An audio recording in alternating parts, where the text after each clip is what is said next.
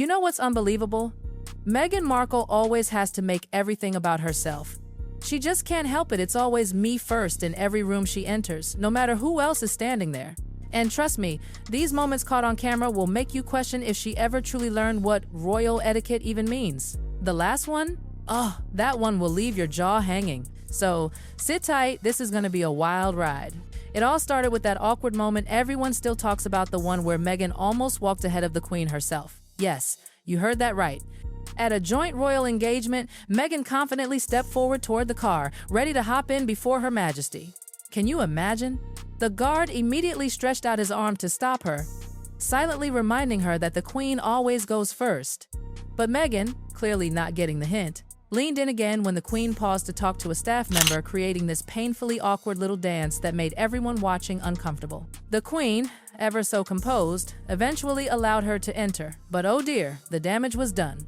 It looked like Meghan was struggling with the very basics of royal manners. And just when people thought maybe it was a one-time thing, Meghan did it again, but this time at the Commonwealth Service. She literally jumped chairs so she could move ahead of Sophie, the Countess of Wessex, and Prince Edward. Can you believe that? A royal event turned into Meghan's personal runway moment. She just had to be in front, perfectly placed for the best camera angles. It didn't look like excitement, it looked calculated. Everyone saw it, everyone talked about it. It was so embarrassing that the BBC had to quietly remove that scene from the official broadcast. That's how bad it was. And the funny part? Sophie would have gladly let her move ahead if Meghan had just waited. But no, our Duchess of Drama couldn't resist the spotlight. Then came the moment that made royal aides gasp. During a royal visit, Meghan and Harry tried to step ahead of the area where the crown jewels were displayed without any authorization. Like seriously, who does that? A royal aide practically jumped in front of them to stop them in time, while the King and Queen took the lead instead. And right after, Princess Catherine glided through the same area like a picture of grace, calm, poised, and perfect. That comparison was brutal. Catherine didn't even have to say a word. Her composure alone made Meghan's impulsive move look clumsy and desperate for attention.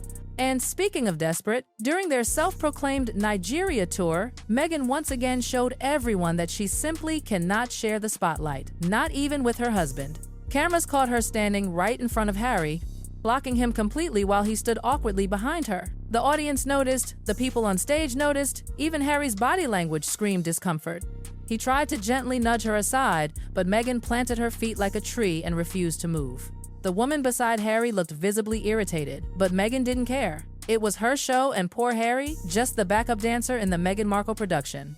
And have you noticed this pattern of her pulling Harry forward whenever cameras roll?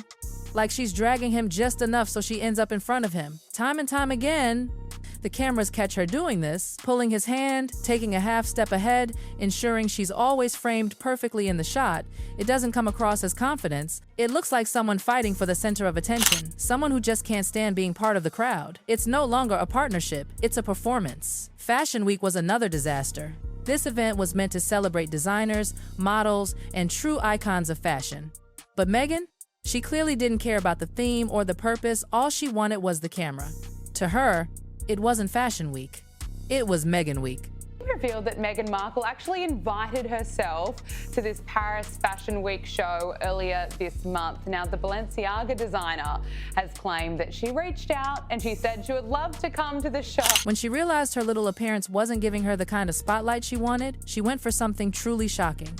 She visited her mother-in-law's death site, yes, Princess Diana's, and recorded a video there. People were stunned. It felt exploitative, like she was trying to pull emotions just to get attention.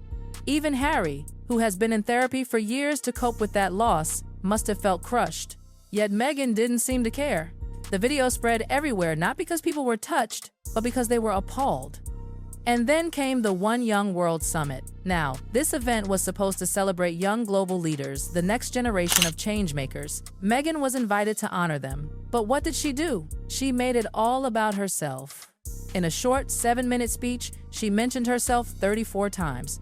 Yes, you heard that right. 34 me's and I's. Instead of talking about the youth, she drifted into her own story, how she belonged, how she felt seen, and how she even kept her name card as proof she was important. It didn't sound inspiring. It sounded like a plea for validation.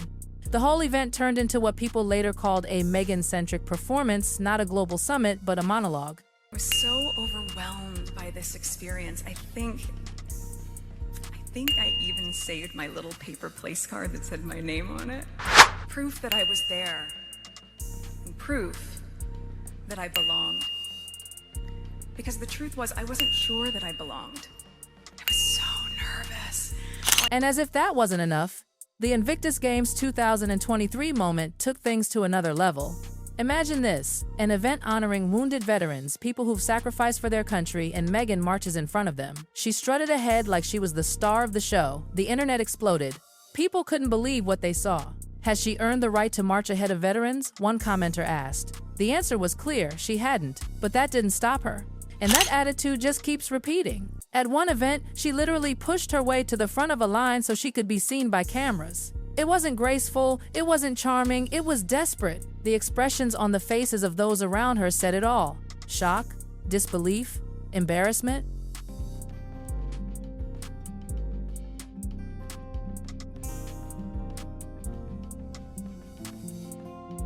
But Meghan's need to dominate the frame doesn't end there. Remember Nigeria, May 2024? During an official ceremony, a local royal was about to present a gift to Harry. But before he could, Meghan stepped right in front of him and grabbed the gift first.